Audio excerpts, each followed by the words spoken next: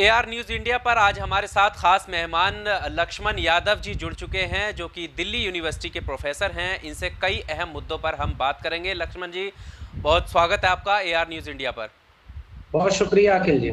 Sir, सबसे पहले हम शुरुआत करेंगे, क्योंकि देश में लॉकडाउन की स्थिति में सबसे ज़्यादा जो परेशानी खास कर रही है वो प्रवासी मजदूरों को रही है, और उन्हें उतना वक्त नहीं मिला कि वो अपने घर पहुंच सकें। और आज जो खबर सामने आई है वो दिल दहला देने वाली है कि मजदूर, प्रवासी मजदूर जो कोरोना से बच सके, भूख से बच सके, लेकिन ट्रेन से वो नहीं बच सके। सबसे पहला आपका जो है प्रतिक्रिया मैं चाहूँगा इस पर कि आखिर क्या वजह है इसके पीछे, और किसको, कौन इसके लिए जिम्मेदार है?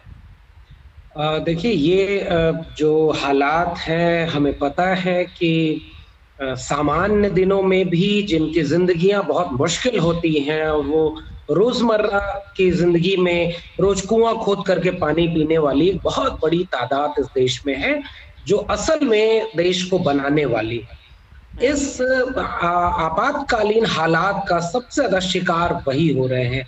और आज जो घटना सामने आई है, सबसे पहले तो पहली प्रतिक्रिया यही है कि काश वो जानें बच गई होती और वो सकुशल अपने घरों में पहुंच जाते।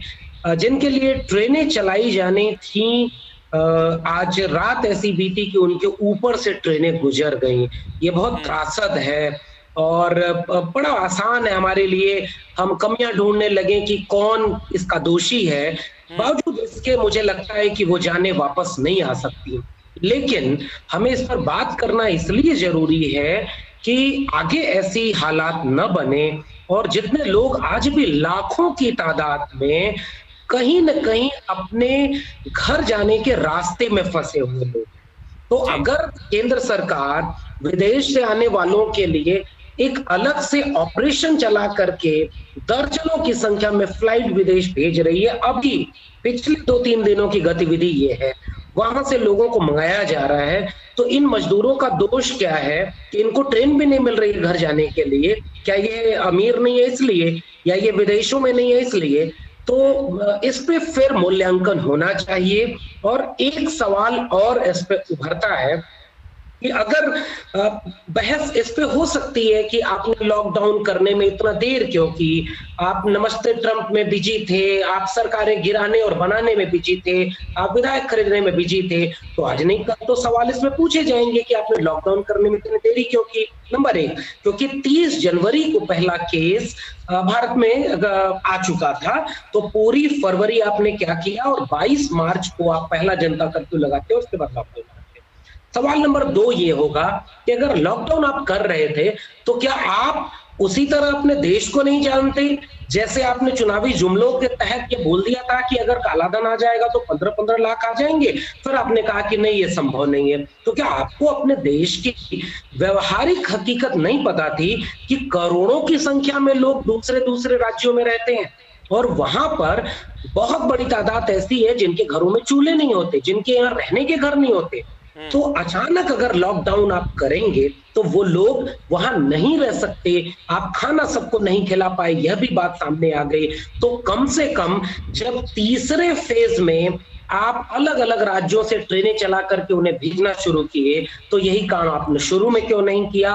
और अगर आपने अभी किया है तो क्यों नहीं इसका कोई व्यवस्थित इंतजाम करते कि ऐसी जाने न जाए, और जितने लोग अभी घर जाना चाह रहे हैं उनको घर भेजा जाए? इस पर सवाल तो बनता है, और तत्काल इस पर सरकार को ठोस ढंग से सोचना चाहिए।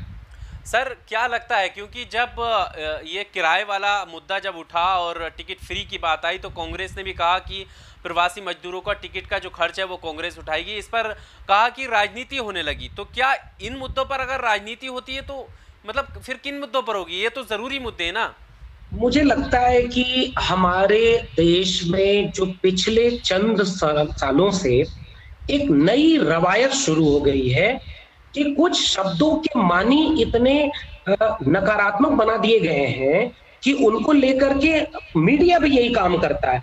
मसलन सेकुलर होना आज गाली हो गया, आज बौद्धिक होना गाली हो गया। उसी तरह से राजनीति गाली नहीं है, राजनीति हर व्यक्ति करता है। इस ग्रामर को, इस मीनिंग को हमने क्यों बिगाड़ दिया? तो राजनीति तो सब करते हैं, हम अपने घरों से लेकर के प्रधानमंत्री की कुर्सी तक राजनीति ही राजनीति है। नंबर एक बात। नंबर दो बात ये कि अगर एक लोकतांत्रिक देश है, उसमें सियासी दलों के नजरिए से अगर देखें तो सत्ता और विपक्ष का की भूमिका ही लोकतंत्र में यही होती है कि विपक्ष रचनात्मक ढंग से सत्ता की आलोचना करता है, उनसे सवाल पूछता है और उनको सुझाव देता है कि आप इन इन व्यवस्थाओं को ऐसा करें तो ज्यादा फायदा होगा।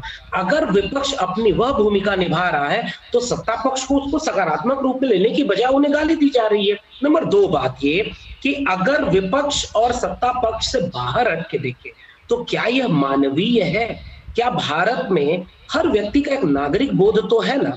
तो नागरिक बोध क्या यही कहता है कि पहले होम मिनिस्ट्री ने कहा कि कोई किराया नहीं लिया जाएगा, फिर कोई किराए पर कोई क्लेरिफिकेशन नहीं दिया, किराए वसूले जाने लगे, फिर उन्होंने कहा कि 85% केंद्र देगा, 15% राज्य देगा और किराया नहीं लिया जाएगा। बावजूद इसके हर एक बिना टिकट मिल रहा है जिस पर कई गुना ज्यादा किराया लिया जा रहा है।